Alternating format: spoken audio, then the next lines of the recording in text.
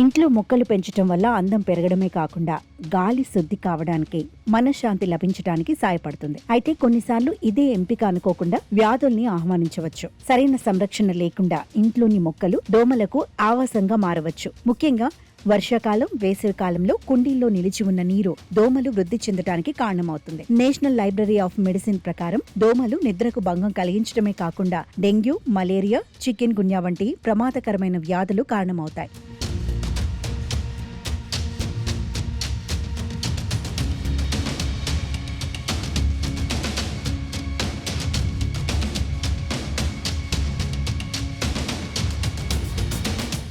Centre for disease control and prevention ప్రకారం దోమలు గుడ్లు పెట్టడానికి నిల్వ ఉన్న నీరు, తేమ ఎక్కువగా ఉన్న ప్రదేశాలను వెతుక్కుంటాయి. ఇండోర్ ప్లాంట్స్ వాటికి సరైన స్థావరాలుగా మారతాయి. కుండీల కింద నీరు నిలిచి ఉండే ట్రేలు దోమలకు ప్రధాన అడ్డ. కుండీలో మట్టి ఎప్పుడూ తడిగా ఉంటే అక్కడ దోమలు, చిన్న పురుగులు త్వరగా చేరుతాయి. నీటిలో పెరిగే మొక్కలు, మనీ ప్లాంట్, లక్కీ బ్యాంబూ వంటివి నీటిలో పెరిగే మొక్కల్లో నీటిని క్రమం తప్పకుండా మార్చకపోతే దోమలు పుడతాయి. కుండీ కింద ఉండే ప్లేట్లు లేదా ట్రేలలో నీరు పేరుకుపోనివ్వకండి. మొక్కలకు నీళ్లు పోసిన కాసేపటి తర్వాత ట్రేని చెక్ చేసి అదనపు నీటిని పారబోయండి. వీలైతే పొడి బట్టతో ట్రేని తుడవండి. నీరు నిల్వ ఉంటే అది దోమల పెరుగుదలకు కారణమవుతుంది. కనీసం వారానికి ఒకసారి కుండీలను ఎండలో ఉంచి ట్రేను క్లీన్ చేయండి. మట్టిపై పొర ఎండిపోయినట్లు అనిపించినప్పుడు మాత్రమే నీరు పోయండి. మట్టి ఎప్పుడూ తడిగా ఉంటే ఫంగల్ ఇన్ఫెక్షన్లతో పాటు దోమలు కూడా పెరుగుతాయి. మట్టిని అప్పుడప్పుడు కలియపెడుతూ ఉండాలి. దీనివల్ల గాలి ప్రసరణ బాగుంటుంది. కొత్త నీరు పోసే ముందు జార్ను లోపలి వైపు బాగా కడగాలి.